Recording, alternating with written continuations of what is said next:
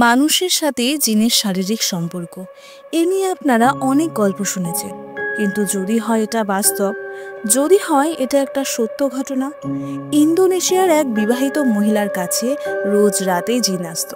এক পডকাস্টে এসে তিনি তার জীবনের এই সত্য ঘটনাটি তুলে ধরেছেন, আর এরই ভিত্তিতে বানানো হয়েছে এক মুভি যার নাম পেঙ্গাতিন সেতান। স্বামীর সাথে 6 মাস কোনো রকম শারীরিক সম্পর্ক না থাকতেও ইচা হয়ে পড়ে 3 মাসের গর্ভবতী। গর্ভাবস্থার সব রকম লক্ষ্য থাকলেও আল্ট্রাসাউন্ডে কোনো বাচ্চারই ছবি ধরা পড়ে না। গর্ভাবস্থার লক্ষণ হিসেবে বমি করলে বমির সাথে বেরিয়ে আসে রক্ত আর কিছু পোকা। রোজ রাতে সে স্বপ্ন দেখত এক যুবক তার সাথে শারীরিক সম্পর্কে লিপ্ত হচ্ছে, কিন্তু ইচা জানত না যে এর পরিণাম কি হতে চলেছে। ইচার সেই স্বপ্ন কিভাবেই বা হয়ে উঠল সত্যি। তাহলে চলুন বন্ধুরা, শুরু করি ইন্দোনেশিয়ান হরর মুভি পেঙ্গাতিন সেতানের বাংলা এক্সপ্লেনেশন। মুভিটির শুরুতে আমরা একটি মেয়েকে দেখতে পাই যার নাম ইচা। সে একটি পডকাস্টে এসে তার জীবনের গল্প বলতে শুরু করে, যেখানে সে আমাদের একটি স্বপ্নের কথা বলছিল। একটি স্বপ্ন যা সে প্রতিদিনই দেখে, একই রকম জায়গা, একই রকম সব কিছু। আর সেই জায়গায় সে দেখতে পায় এক সুন্দর যুবককে, যে ধরনের পুরুষ তার পছন্দ। স্বপ্নে দেখা সে যুবকের সঙ্গে তার শারীরিক সম্পর্ক হয়। তবে বন্ধুরা, আমরা দেখতে পাই বাস্তবে যখন সে ঘুমিয়ে থাকে তখন তার সাথে শারীরিক সম্পর্ক করে এক জিন। আমরা বুঝতে পারি এই মেয়েটির উপর সেই জিনেরই কুনজর পড়েছে। রাত 4টের সময় যখন সে ঘুম থেকে ওঠে তখন তার খুব ভালো লাগে, কিন্তু সে এখনো জানে না যে এটা তার স্বপ্ন নয়, বরং এটা তার সঙ্গে সত্যিই ঘটেছে। সে ভাবে এটা তো শুধুই একটা স্বপ্ন। সেই সময় রাত 4টে তার স্বামী এরিয়েল কাজ থেকে বাড়ি ফেরে। আমরা দেখি তারা একে অপরের সঙ্গে ঝগড়া করছে। ইচা এরিয়েলকে বলছে, তুমি আমাকে এখন আর সময় দাও না, তুমি রোজ কাজ শেষ করে দেরি করে বাড়ি আসো, চাইলে কিছু করার সুযোগও পাই না, এত রাতে উঠে আমাকে রোজ রান্নাও করতে হয়। এরিয়েল এতে কোনো উত্তর দেয় না। ইচা বলে, জামা কাপড় খুলে ঠিক জায়গায় গুছিয়ে রাখো, তারপর ফ্রেশ হয়ে খেতে এসো।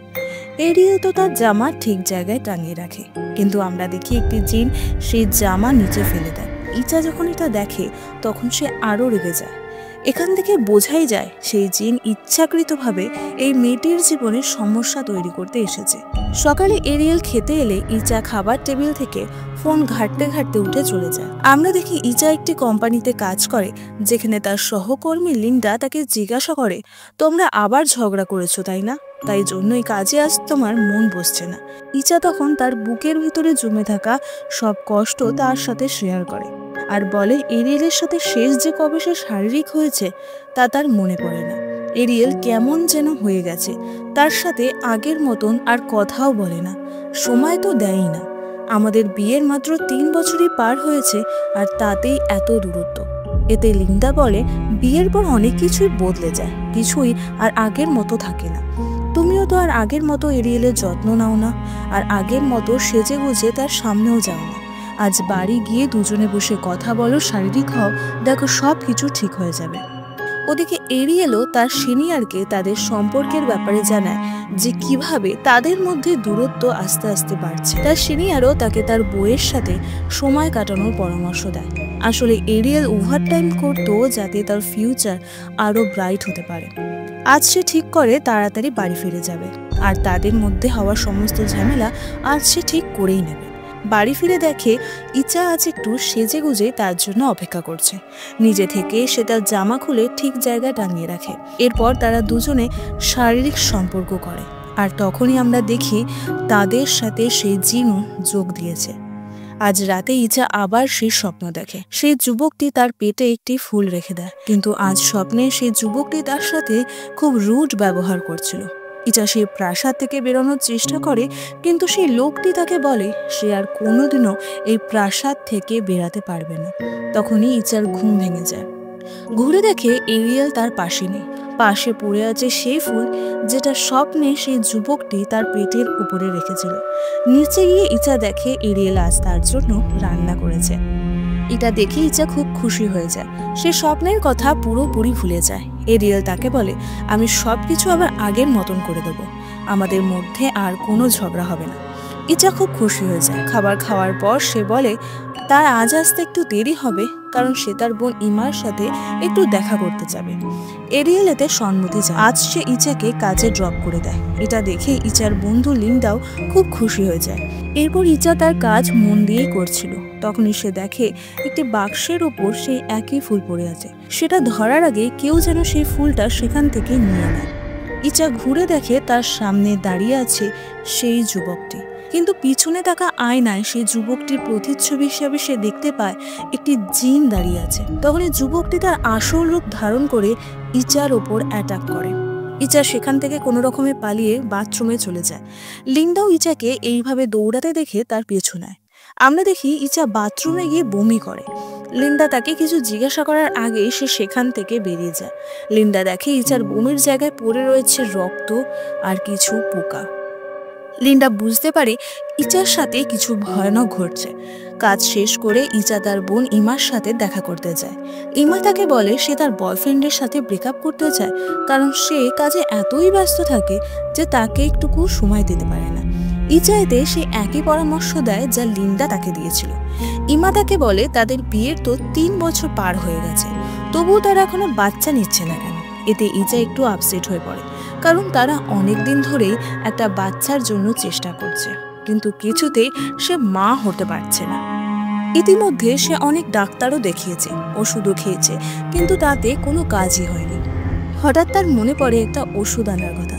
সে তখনই এরিয়েলকে মেসেজ করে একটা ওষুধ আনতে বলে দেয়।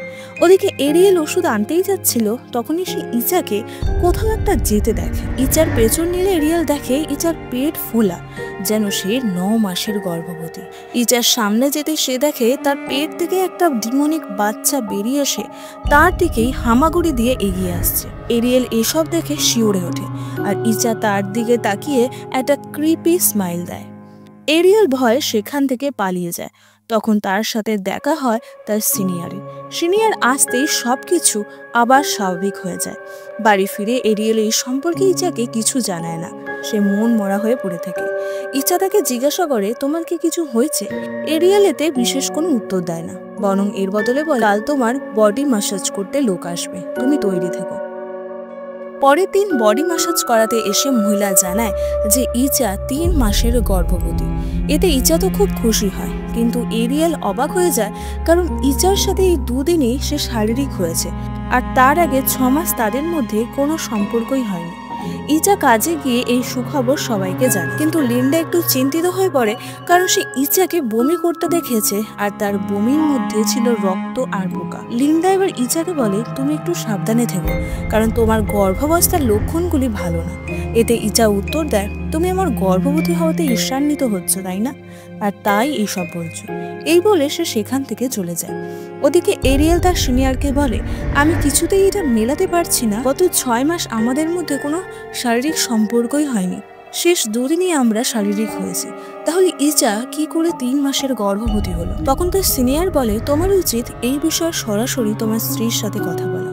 এরিয়েল যখন নিজেকে প্রস্তুত করছিল ইচার সাথে এই বিষয়ে কথা বলার জন্য, তখনই তার মনে হলো পাশের গাড়ি থেকে একটি শিশুর কান্নার আওয়াজ ভেসে আসছে। সে গাড়িতে উকি মারতেই দেখতে পেল এক ভয়ঙ্কর ডিমনিক শিশুকে।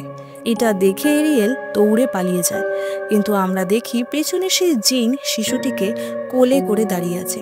এরিয়েল যখন বাড়ি পৌঁছায় তখন ইচা তার মোবাইল ঘাঁটছিল। এরিয়েল তার ফোন চেক করতে দেখতে পায় ইচার ড্যানি নামক এক ব্যক্তির সঙ্গে অনেক কথা বলেছে। সে ইচাকে জিজ্ঞাসা করে এইসব কতদিন ধরে চলছে। ইচা বলে তুমি এসব কি বলছো, ও তো আমার স্কুলের বন্ধু, আমি তো স্বাভাবিকভাবেই কথা বলি। কিন্তু এরিয়েল এতে বিশ্বাস করলো না, তখনও তার সন্দেহ হচ্ছিল। তখন ইচ্ছা বলে শিশুর ডিএনএ পরীক্ষা করলেই তো সব প্রমাণিত হবে। কথা মতো পরদিন তারা হাসপাতালে যায় ডিএনএ পরীক্ষার জন্য। ডাক্তার তখন এক অদ্ভুত খবর দেয়, সে জানায় ইচা মোটেই গর্ভবতী নয়। আসলে আপনার স্ত্রীর গর্ভে কোনো সন্তানই নেই, তার মানসিক সমস্যা হয়েছে, যার কারণে সে ভাবছে সে গর্ভবতী। আর একজন গর্ভবতী মহিলার শরীরে যেভাবে পরিবর্তন আসে তার শরীরেও সেই লক্ষণগুলো দেখা যাচ্ছে। এই কথা শুনে এরিয়েল নিজের ওপর রাগ করে, কারণ সে ইচাকে ভুল বুঝেছে, আর ইচাও এতে খুব ভেঙে পড়ে। হাসপাতাল থেকে কোম্পানিতে ফিরে যাওয়ার পর ইচা তার বন্ধু লিন্ডাকে সব কথা জানায়। তখন লিন্ডা তাকে বলে, তোমার সাথে অতি প্রাকৃত কিছু ঘটছে, যেটা হচ্ছে সেটা কোনো ভালো লক্ষণ নয়, তুমি আমার সাথে চলো। এই বলে সে ইচাকে উস্তাদ জ্যানির কাছে নিয়ে যায়। সেখানে যেতেই উস্তাদ জ্যানি ইচার পেছনে সেই যুবকটিকে দেখে সব কিছু বুঝে যায়। সে ইচার স্বপ্নের কথা শুনে তাকে বোঝানোর চেষ্টা করে যে তার গর্ভে যে সন্তান আছে তা মানব সন্তান নয়, আসলে তার গর্ভে কোনো সন্তানই নেই। একরকম জিন আছে যারা দম্পতিদের জীবনে প্রবেশ করে তাদের মধ্যে দূরত্ব সৃষ্টি করে। আস্তে আস্তে স্বামী স্ত্রীর মধ্যেকার সম্পর্ক খারাপ হতে থাকে, আর সেই জিনেরই কুনজর পড়েছে তার উপর। এইসব শুনে ইচা একটু রেগে যায়। উল্টে উস্তাদ জ্যানিকে কথা শোনাতে থাকে যে না, তার গর্ভে সত্যিকারেরই সন্তান রয়েছে। এই বলে সে সেখান থেকে উঠে চলে যায়। লিন্ডাও আজকে তার সাথে তার বাড়ি আসে, যাতে সে ইচাকে সান্ত্বনা দিয়ে তার মনকে হালকা করতে পারে। বাড়ি ফিরে যাওয়ার সময় সে রাস্তায় একটি বিড়াল ছানা দেখতে পায়।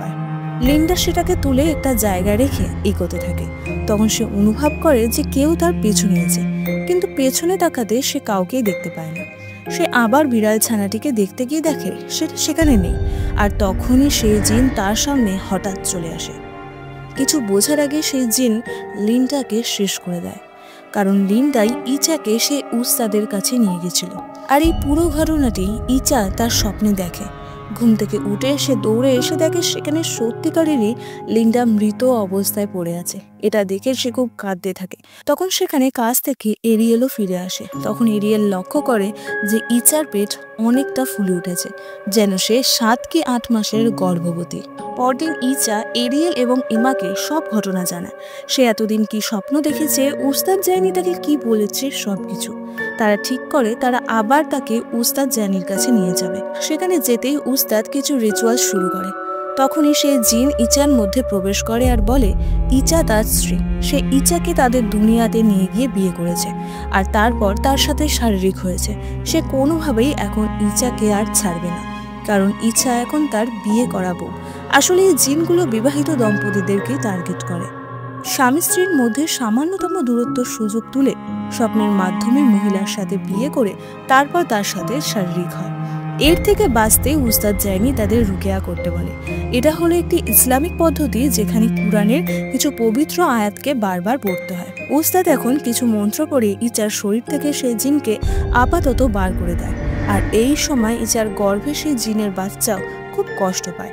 বাড়ি ফিরে তারা দুজন দুজনকে সরি বলে আবার নতুন করে সবকিছু শুরু করার প্রতিশ্রুতি নেয়। এইভাবে 14 দিন পার হয়ে যায়। তাদের সম্পর্ক এখন আগের থেকে আরো মধুর হয়ে ওঠে, আর ইচাও সেই স্বপ্ন আর দেখে না। একদিন তারা বাইরে খেতে যায়, যেখানে এরিয়েল ইচাকে বলে তাদের কোম্পানি থেকে তাকে অন্য ব্রাঞ্চে ট্রান্সফার করছে, যেখানে তার মাইনাও দ্বিগুণ আর অনেক কিছু ফ্যাসিলিটিসও আছে। সে ইচাকে তার সাথে নিয়ে যেতেই চায়, কিন্তু সে আগে ওখানে গিয়ে থাকা সব রকম ব্যবস্থা করে তারপর ইচাকে সেখানে নিয়ে যাবে, তাতে কিছুদিন সময় লাগবে। এতে ইচা আপসেট হয়ে পড়লেও সে হ্যাঁ বলে, কারণ এখন সবকিছু স্বাভাবিকও ছিল, আর সেই স্বপ্নও ইচা এখন আর দেখছিল না। এছাড়াও তাদের ভবিষ্যতের কথাও চিন্তা করতে হবে। পরের দিন এরিয়েল বাড়ি থেকে বেরিয়ে যাওয়ার পর ইচা একা বসে টিভি দেখছিল। সে তার বোনকে ফোন করে তার কাছে আসতে বলে, কিন্তু এমা বলে তার এক্সট্রা ডিউটি পড়ে গেছে, যার জন্য তার আসতে কিছু সময় লাগবে। এর মধ্যে ইচার কিছু ভালো লাগছিল না, তাই সে উস্তাদ জ্যানি তোয়া সে আয়াত পড়তে থাকে। তারপর টিভি দেখতে দেখতে সে সেখানেই ঘুমিয়ে পড়ে। পরের দিন যখন সে কাজে যায়, সেখানে আশেপাশের সবাইকে সে পজেসড অবস্থায় দেখে, যারা তাকে তাদের থেকে দূরে যেতে বারণ করছিল আর বলছিল তুমি শুধুই আমার। সেদিন রাতে ইমাকে ইচা বলে সে কি এমন দোষ করেছে যার জন্য সেই জিন তার পেছনে পড়ে আছে। এতে এমা বলে এরিয়েল এলে তারা আবার তাকে উস্তাদ জ্যানির কাছে নিয়ে যাবে, এখন এসব নিয়ে চিন্তা করতে না। এরই মধ্যে এরিয়েল এমাকে ফোনে জানায় সে রাস্তাতেই আছে, তার আসতে কিছু সময় লাগবে, আর সে যেন কোনোভাবেই ইচাকে ঘুমোতে না দেয়, কারণ আগের বারে ইচার সাথে লিন্ডা ছিল আর ঘুমিয়ে পড়ার পর লিন্ডার ওই অবস্থা হয়েছিল। মানে এখানে এমার জীবনের ঝুঁকি রয়েছে। সারা রাত এমা ইচাকে জাগিয়ে রাখার জন্য অনেক বকবক করতে থাকে, কিন্তু একসময় সে দেখে কথা শুনতে শুনতে ইচা ঘুমিয়ে পড়েছে। এবার অনেক ডাকাতেও সে ওঠে না, আর তখনই সে জিনের হাত এসে এমাকে টেনে নিয়ে বাইরে চলে যায়, যেখানে একটা দেয়ালে জোরে ধাক্কা খেয়ে এমা অজ্ঞান হয়ে পড়ে। আর সেই জিন এসে ইচার সাথে শুয়ে পড়ে। রাতে যখন তার ঘুম ভাঙে তখন সে নিজেকে আবার গর্ভবতী হিসেবে পায়। তার পেট এখন আরও বড় হয়ে গেছে। ইচা তার নিজের পেটে বারবার আঘাত করতে থাকে। বাইরে গিয়ে দেখে ইমা অজ্ঞান হয়ে পড়ে আছে। তখন সে একটি হ্যাঙ্গার নিয়ে বাথরুমে যায়। হ্যাঙ্গার থেকে ধারালো তার বার করে সেটাকে সে বারবার নিজের প্রাইভেট পার্টে ঢোকাতে থাকে, যাতে সেই গর্ভে থাকা বাচ্চাটি শেষ হয়ে যায়। কিন্তু এতে কোনো কাজই হয় না।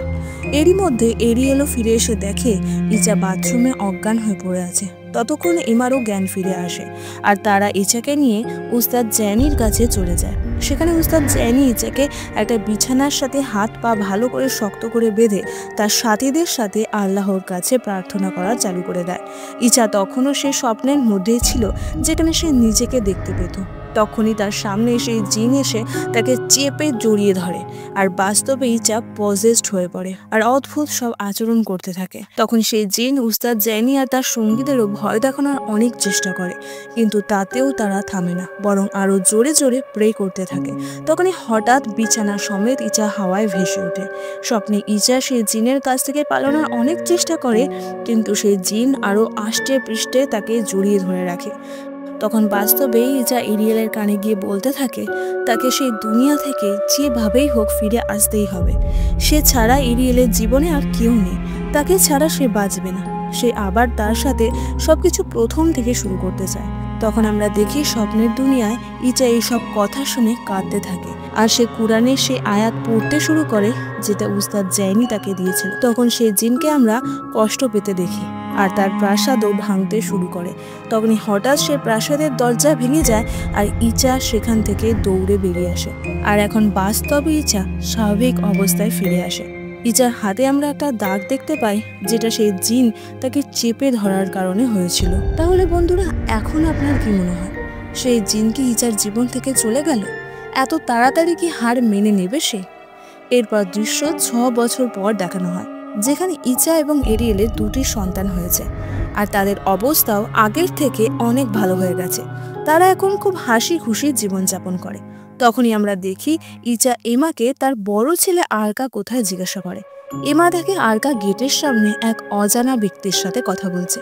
আসলে এটা ছিল সেই ব্যক্তি যাকে ইচা তার স্বপ্নে দেখত, মানে সেই জিন। তখন এমা আরকাকে নিয়ে চলে আসে আর বলে অজানা ব্যক্তিদের সাথে কখনো কথা বলতে নেই। এমার কাছে সে অজানাই ছিল, কারণ এমা তাকে কোনোদিনই দেখেনি। কিন্তু আরকার মতে লোকটি খুব ভালো ছিল। হয়তো ইচার প্রথম সন্তান আরকার সাথে জিনের কোনো সম্পর্ক আছে, মানে আমি বলতে চেয়েছি হয়তো আরকা সেই জিনেরই সন্তান, আর তাই জন্য সেই জিন এখনো তাদের ওপর নজর রেখে চলেছে। আর ভবিষ্যতে সুযোগ পেলে সে আবার ইচার জীবনে প্রবেশ করবে।